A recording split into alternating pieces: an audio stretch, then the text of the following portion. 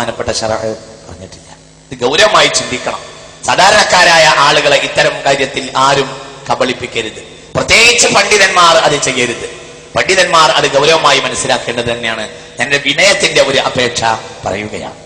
25 മാത്രമായി ഇങ്ങനെ ഒരു സംഗതി ആളുകളെ ലൈലത്തുൽ ഖദ്റായി നിജപ്പെടുത്തി പറയുക എന്നത് ശറഇന്റെ പരിധിക്കപ്പുറമുള്ള ഒരു സംഗതിയാണ്. ഒരിക്കലും അത് ശറഅ് അംഗീകരിക്കുകയില്ല. ഒന്ന്. ഇനി രണ്ടാമതായി ലൈലത്തുൽ ഖദ്റാണെന്ന് ആർക്കെങ്കിലും പ്രതീക്ഷയുണ്ടെങ്കിൽ അവർ വേണ്ടത് ഏതെങ്കിലും പൊതുവായ സമ്മേളനം ആ രാത്രി നടത്തുകയല്ല. ആ ഖദറിന്റെ പ്രത്യേകത അവരെ പള്ളിയിലേക്ക് വിടുക എന്നതുമാണ്. ഇല്ലാത്ത ചില അനാചാരങ്ങൾ സമൂഹത്തിൽ കയറി വന്നുകൊണ്ടിരിക്കുകയാണ്. ഇത് ഗൗരവമായി ചിന്തിക്കണം. ഇതൊരു പക്ഷപാതിത്വം പറയുകയല്ല, അങ്ങനെ ധരിക്കരുത്. കണ്ടോ, മൂപ്പര് പുള്ളതിർത്തിയില്ല. നമ്മൾ അതിനേക്കാൾ ഗൗരവത്തോടുകൂടെ നമ്മൾ ചില കാര്യങ്ങൾ പറയുന്നു എന്ന് മാത്രം. കുറച്ചുകൂടി കഴിയുമ്പോൾ മൂപ്പരും പറയട്ടെ, അല്ലാഹ് ഹിദായത്ത് കൊടുക്കട്ടെ, എല്ലാം തുറന്നു പറയട്ടെ, നമ്മൾ ദുആ ചെയ്യാ. നിങ്ങളൊന്ന് ആലോചിച്ചു നോക്കൂ. അപ്പോ ആരൊക്കെയാ ഇപ്പൊ ഇതിനെതിരെ ഇറങ്ങിയിരിക്കുന്നത്?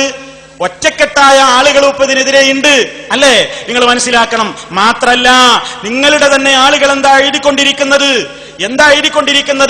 നിങ്ങൾ നടത്തുന്നത് സ്വലാത്ത് ആരാധന എന്ന നിലക്കല്ല, ആത്മീയ കച്ചവടമാണ്.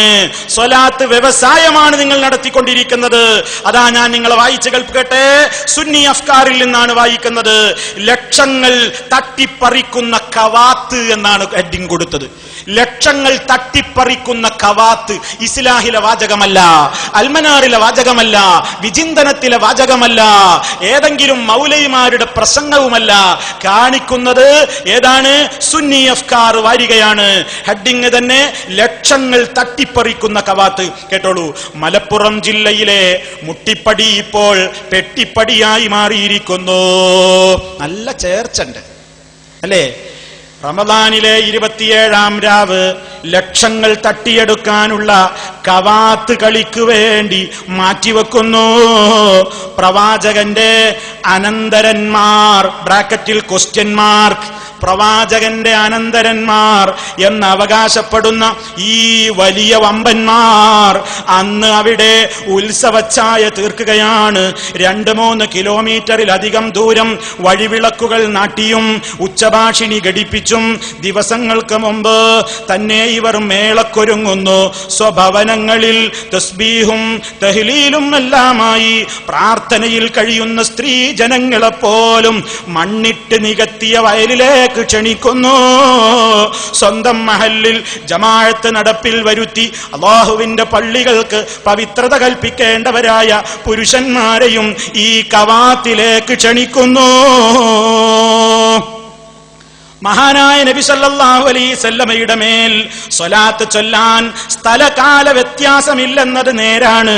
പക്ഷേ അതിന്റെ പേരിൽ പിരിവെടുക്കുന്നതും ഇരിപ്പിടത്തിന് സ്വർഗം വാഗ്ദാനം ചെയ്യുന്നതും എത്ര കണ്ട് അംഗീകരിക്കാൻ കഴിയും? ഇനിയും കേട്ടോ, ഈ അടുത്ത കാലത്തായി ആത്മീയതയുടെ മറവിൽ വിശ്വാസികളെ ചൂഷണം ചെയ്യാൻ ചിലർ റമളാനിൽ വല വിരിച്ച് കാത്തിരിക്കുകയാണ്. അവർ പലതും കളിക്കുന്നു. ആത്മാവിനെ പുഷ്ടിപ്പെടുത്താനുള്ള ഭക്ഷണങ്ങൾ പോക്കറ്റ് പരിപോഷണത്തിനായി മാറ്റിവെക്കുന്നു. സ്വലാത്ത്, തൗബ, സിക്ർ, തഹ്ലീല്, തസ്ബീഹ് തുടങ്ങിയ മഹൽ കർമ്മങ്ങൾ പണപ്പിരിവിനുള്ള ഏർപ്പാടാക്കുന്നു. മുജാഹിദ് എഴുതിയതല്ല, ഒറ്റക്കെട്ടെന്ന് പറഞ്ഞില്ലേ? ആ സുന്നി അഫ്കാറിൽ കൃത്യമായി തന്നെ രേഖപ്പെടുത്തുന്നു. അവിടെ നടക്കുന്നത് മുഴുവൻ തട്ടിപ്പാണ്. നിങ്ങളുടെ മജ്ലിസിൽ പല തട്ടിപ്പുകളും നടക്കാറുണ്ട്. സ്വലാത്തിന്റെ മജ്ലിസിൽ അങ്ങനെ പല തട്ടിപ്പും നടക്കാറുണ്ടെന്ന് ഞങ്ങളല്ലല്ലോ, അതാ അപ്പുറത്തെ സമസ്തയുടെ ഒരു നേതാവ് ആ കാര്യമതാ നിങ്ങൾ നടത്തുന്നവര് തട്ടിപ്പ് സോദാഹരണം അദ്ദേഹം അങ്ങ് പരസ്യമായി പൊതു സ്റ്റേജിൽ അവതരിപ്പിക്കുന്നു. മാനു മുസ്ലിയാരാണ് അപ്പുറത്തെ സമസ്തയുടെ സമുന്നതനായ നേതാവ് KT മാനു മുസ്ലിയാർ അവരുകളതാ നിങ്ങളുടെ ഈ തട്ടിപ്പ് അദ്ദേഹം ഒന്ന് കേൾപ്പിക്കുന്നു, ശ്രദ്ധിച്ചോളൂ. പക്ഷെ അതല്ല, അതിനു മുമ്പ് മറ്റു ചിലരെ പരിശോധിക്കണം എന്നെനിക്കൊരു അഭ്യർത്ഥനയുണ്ട്. അതായത് സലാത്തിൻ്റെയും ദിക്റിൻ്റെയും ഒക്കെ മജ്ലിസ് ആളുകൾ തടിച്ചുകൂടിയിരിക്കുന്നു. അതിന് നേതൃത്വം നൽകുന്ന ആളുടെ കയ്യിൽ ഇതുപോലെ ഒരു മൊബൈൽ ഫോൺ,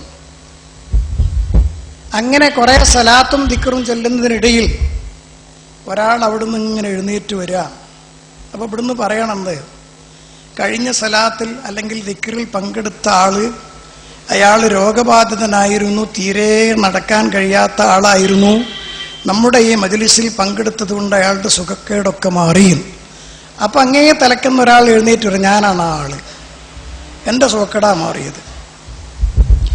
അതുപോലെ ഒരാൾ തീരെ കണ്ണ് കാണാത്ത ആളുണ്ടായിരുന്നു, നമ്മുടെ മജ്‌ലിസിൽ പങ്കെടുത്തതിന്റെ പേരിൽ അയാൾക്ക് കാഴ്ച തിരിച്ചു കിട്ടിയിരിക്കുന്നു എന്ന് നേതാവ് പറയുമ്പോഴേക്ക് അവിടെ നിന്ന് ഒരാൾ എഴുന്നേറ്റ്, ഞാനാണ് ആള്, എന്റെ കണ്ണിന് കാഴ്ച തിരിച്ചു കിട്ടിയിരിക്കുന്നു.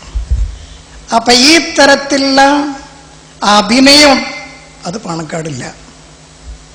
അതെവിടെ നടക്കുന്നു എന്ന് പരിശോധിച്ചിട്ട് അവിടെ വേണം ആദ്യം പരിശോധന നടത്താൻ. ഫോണിലൂടെ ഇവിടെ ദിക്റും സലാത്തും നടന്നുകൊണ്ടിരിക്കുമ്പോൾ ഫോണിലൂടെ ഇങ്ങനെ അഭിനയിക്കാം, എന്നിട്ട് പറയാം, പിന്നെ ഇപ്പാ വിളിച്ചതാരാന്നറിയോ, കഴിഞ്ഞ നമ്മുടെ മജ്‌ലിസിൽ പങ്കെടുത്ത ഒരു സ്ത്രീയാണ്, അവൾ സുഖമായി പ്രസവിച്ചിരിക്കുന്നു എന്ന ഫോണാ ഇപ്പൊ വന്നിട്ടുള്ളത്. അതാണ് ഫോൺ, യാതൊരു കുഴപ്പം കൂടാതെ പ്രസവിച്ചിരിക്കുന്നു. ഇത് ഫോണിങ്ങനെ ഇരിക്കും. അപ്പൊ ഈ തരത്തിലുള്ള അഭിനയം കൊണ്ട് ആളുകളെ ചൂഷണം ചെയ്യുന്നവരെ കുറിച്ചാണ് ആദ്യം പരിശോധിക്കേണ്ടത്. കേട്ടല്ലോ, ഒരു വിശദീകരണം ആവശ്യമില്ല.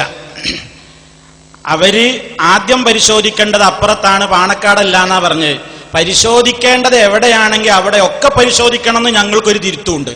എവിടെയും പരിശോധിക്കണം, പരിശോധിക്കേണ്ടതൊക്കെ എവിടെയാണെങ്കിൽ അവിടെയൊക്കെ പരിശോധിക്കുക.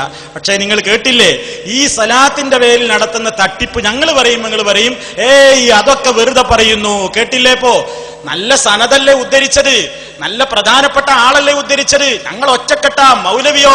മൗലവി ഇവിടെ ചേറ്റുകെട്ടിയിൽ വന്നിട്ട് പറയാണ്, ഞങ്ങൾ EK-AP സംസ്ഥാന എന്നൊക്കെ പറഞ്ഞ് ഞങ്ങളെ തമ്മിലടിപ്പിക്കാൻ നോക്കണ്ട, അപ്പൊ നിങ്ങൾ ഏതായാലും ഒന്നാണല്ലോ, ആ ഒന്നായ മുസ്ലിയാരാണ് നിങ്ങളോടിപ്പോ വിശദീകരിച്ചത്. പ്രതികരണം നിങ്ങളൊന്ന് പറയണം. എന്താണ് ആ പറഞ്ഞത്? അപ്പറഞ്ഞൊരു നേരോ അപ്പറഞ്ഞൊരു നുണയോ അത് പറയേണ്ട ബാധ്യത നിങ്ങൾക്കുണ്ട്. അല്ലെങ്കിലും നിങ്ങൾക്കെന്ത് നേര്, നിങ്ങൾക്കെന്ത് നെറികേട്, നിങ്ങൾക്കെന്ത്